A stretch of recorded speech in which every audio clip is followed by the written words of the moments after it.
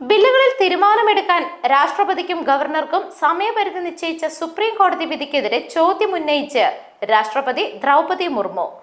ഭരണഘടനയിൽ അത്തരം നിബന്ധനകളൊന്നുമില്ല എങ്കിൽ സുപ്രീം കോടതിക്ക് എങ്ങനെയാണ് വിധി പ്രസ്താവിക്കാൻ കഴിയുക എന്ന് രാഷ്ട്രപതി ആരാഞ്ഞു.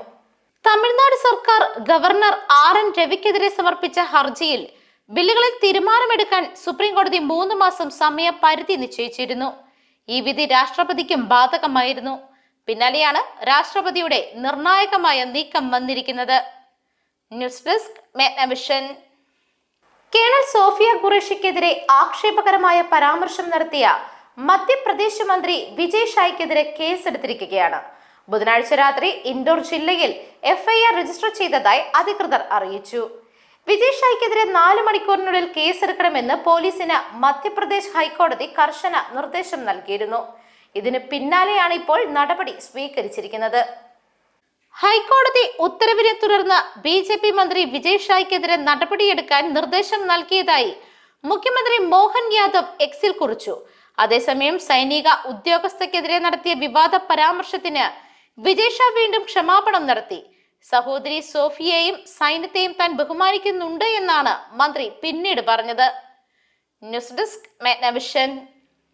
ഓപ്പറേഷൻ സിന്ദൂർ ഭീകരതയ്ക്കെതിരായ ശക്തമായ നടപടിയായിരുന്നുവെന്ന് പ്രതിരോധ മന്ത്രി രാജ്നാഥ് സിംഗ്. ഭീകരവാദത്തിനെതിരെ ഏതറ്റം വരെയും ഇന്ത്യ പോകും.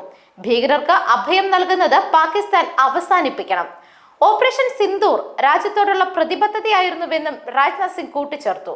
ഓപ്പറേഷൻ സിന്ദൂറിന് ശേഷം ജമ്മു കാശ്മീരിൽ സന്ദർശനത്തിനെത്തിയ കേന്ദ്ര പ്രതിരോധ മന്ത്രി ബദാക്കി ബാഗ് കാന്റോൺമെന്റിൽ സംസാരിക്കുകയായിരുന്നു അദ്ദേഹം. പാകിസ്ഥാന്റെ ആണവായുധങ്ങൾ അന്താരാഷ്ട്ര ആണവോർജ ഏജൻസിയുടെ മേൽനോട്ടത്തിലേക്കാണ് മാറ്റേണ്ടതെന്ന് രാജ്നാഥ് സിംഗ് ആവശ്യപ്പെട്ടു. ഇത്രയും ഉത്തരവാദിത്തമില്ലാത്തതും തെമ്മാടികളുമായ ഒരു രാജ്യത്തിന്റെ കൈകളിൽ ആണവ ആയുധങ്ങൾ സുരക്ഷിതമാണോ എന്ന് ലോകരാജ്യങ്ങളോട് ചോദിക്കുകയാണ്. അതിനാൽ പാകിസ്ഥാനിലെ ആണവായുധങ്ങളുടെ സൂക്ഷിപ്പ് ചുമതല അന്താരാഷ്ട്ര ആറ്റോമിക് എനർജി ഏജൻസി ഏറ്റെടുക്കണമെന്ന് കേന്ദ്ര പ്രതിരോധ മന്ത്രി ആവശ്യപ്പെട്ടു. ന്യൂസ് ഡെസ്ക് മെഗ്നവിഷൻ. കേന്ദ്ര യുവജന മന്ത്രാലയത്തിന് കീഴിൽ പ്രവർത്തിക്കുന്ന നെഹ്റു യുവകേന്ദ്ര സംഘത്തിന്റെ പേര് മാറ്റം നിലവിൽ വന്നിരിക്കുകയാണ്. മേര യുവ ഭാരത് എന്നാണ് പുതിയ പേര്. അരനൂറ്റാണ്ട് മുൻപ് മുൻ പ്രധാനമന്ത്രി ജവഹർലാൽ നെഹ്റുവാണ് യുവകേന്ദ്ര സ്ഥാപിച്ചത്. പേര് മാറ്റിയതായി കോർഡിനേറ്റർമാർക്ക് ഇപ്പോൾ അറിയിപ്പ് ലഭിച്ചിട്ടുണ്ട്. NYK വെബ്സൈറ്റിൽ ഇപ്പോൾ മേര യുവ ഭാരത് എന്ന് ഹിന്ദിയിലും മൈ ഭാരത് എന്ന് ഇംഗ്ലീഷിലുമാണ് രേഖപ്പെടുത്തിയിരിക്കുന്നത്. ലോഗോയും മാറിയിട്ടുണ്ട്. 2023 ഡിസംബറിൽ പേരുമാറ്റം പ്രഖ്യാപിച്ചിരുന്നു. എന്നാൽ ഇന്നലെയാണ് ഇത് പ്രാബല്യത്തിലായത്. 2023 ഒക്ടോബറിൽ പ്രധാനമന്ത്രി നരേന്ദ്രമോദി മൈ ഭാരത് എന്ന പോർട്ടൽ തുടങ്ങിയിരുന്നു.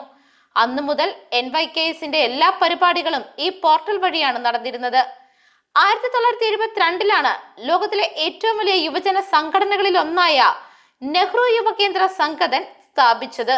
രാഷ്ട്ര നിർമ്മാണത്തിൽ യുവാക്കളുടെ പങ്കാളിത്തം ഉറപ്പാക്കുകയായിരുന്നു ലക്ഷ്യം. News desk മെഗ്നവിഷൻ.